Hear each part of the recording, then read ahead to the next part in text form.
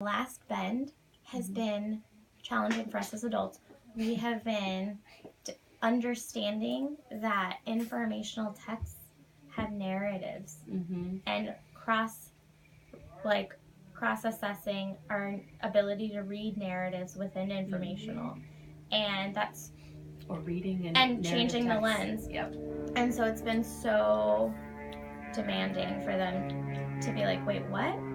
This is nonfiction narrative, because we drilled into them at an early age, like nonfiction, fiction, and now it's suddenly like nonfiction is reading to learn about through a narrative. And so I think, and where they're going is in 4th grade, they're going to learn that they can, in writing, include short narratives within biographies, say, or a short narrative within informational texts themselves. They do that in 3rd as well, but it's been it's just so challenging to for them to be flexible enough and hold it tightly enough for it to not go into narrative land or be off topic. It's just really there's a lot that they're grappling with. So I do think we took the cognitive demand of different parts. I think is something to reflect on and break out across days. And I do think I'm glad that you're feeling really confident in their ability to use this rubric. I would do some assessment. I go that far. I was like, I would do some assessment because I think there are some students in the room who don't understand this rubric yet. Yeah. And so they're not able to use it in a process to self-assess because they don't actually even understand what's written on the page. Yeah. I mean, I think rubrics just are a constant. Let's pull it out. What? The coaching. Here's the strand. Let's read along. What am I trying to find? If I were moving forward, I would do some direct instruction on cross-text synthesis, which, again, was not the intention of the lesson. The intention was to self-assess. And then I agree, going into self-assessing and lower cognitively demanding tasks. Mm-hmm. Woo. That's good stuff. All right. So of those, we talked about 4 different things now.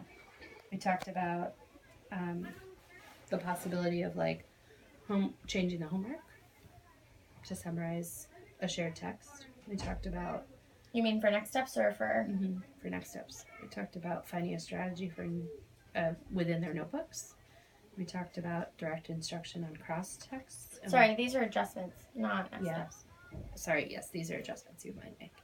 Cross text and then self-assessing. Of those, is there one that seems like a good next step for an upcoming lesson of yours? Sorry, can I see the list again? Yeah.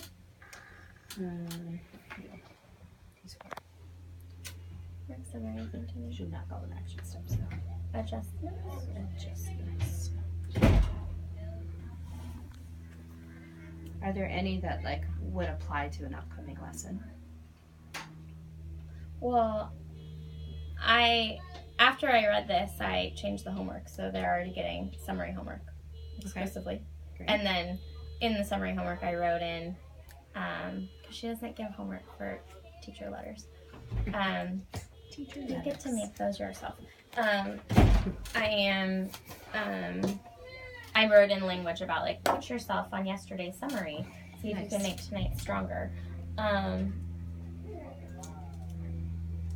I think with all of, that just makes me think, it reminds me that all of this is practice. They're not going to be super successful in their homework because it's so independent, but it's just practice and keeping them accountable and, okay, so adjustments. Yeah, I would do both. I want to do both. So self-assess with a lower cognitively demanding text. And then also I want to do a more focused mini lesson on cross-text synthesis with a couple of texts that are more accessible. Okay, direct instruction. Minis, or strategy groups or something. Yeah, that one will just be a continued focus across the year.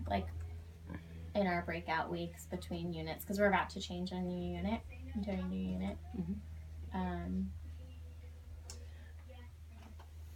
I'm wondering too if you could do some kind of like observation, maybe like an inventory of how students are using these rubrics. Yeah. Because I wonder if there's some small group work to be done with just like understanding the rubric or like. Yeah. For the pre-assessment, after they take it, we give them their work back and they self-score.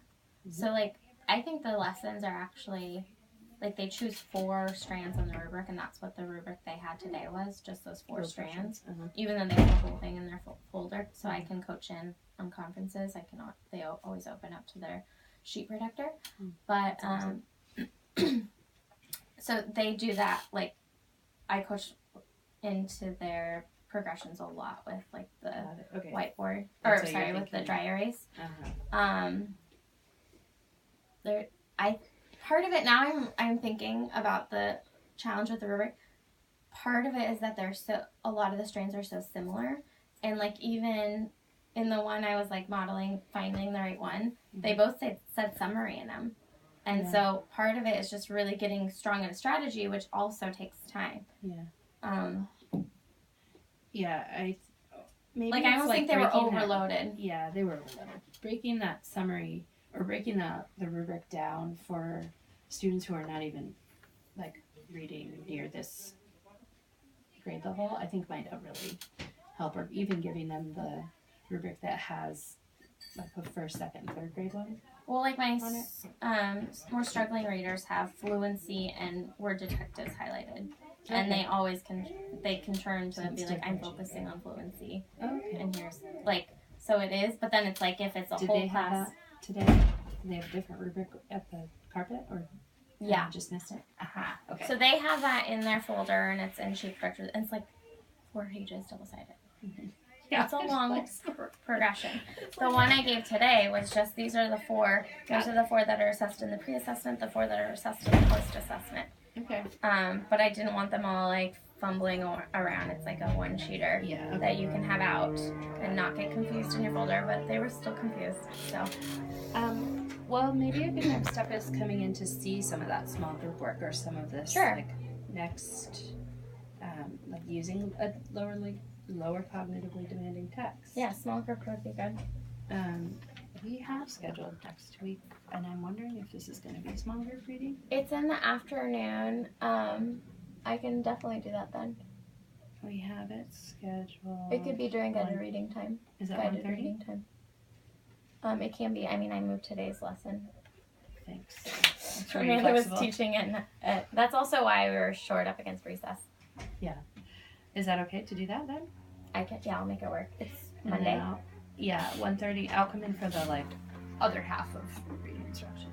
Or they're all independent reading and I have a small group. Sure. Yeah. Does that sound good? Yeah.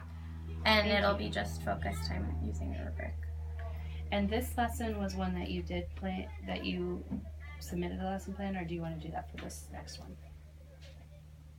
I can submit a lesson plan on a small group, right? Mm-hmm. I can do either one. I mean, I spent a lot of time on this lesson plan, but I didn't intend to, but it certainly can be. If you have already spent a lot of time thinking of it and you just want to put it into the first one, sure. That's fine with me. Whatever is easiest for you. I just want to show you the standards that are tagged to this lesson that I copied off the internet. Oh my gosh, I can already see. These are all the standards that are in that lesson. Yeah, just do that. Duh. Let me just check off all the ones that make sure you only do it in a 10-minute review lesson. What? OMG. Yeah, it was hard. Real hard. It was. We get stuck with you. They were like, I've never seen them so lost. Cross text synthesis? I don't think I've ever seen them that lost. Where I was like, all right. It's okay. Everything we talked about with growth mindset yesterday, you did today. You're like, this is really challenging. Let's stop and talk about this. And off you go. Like, and we'll try it again tomorrow. Mm-hmm. Yeah. But I think that's the key, is balancing those.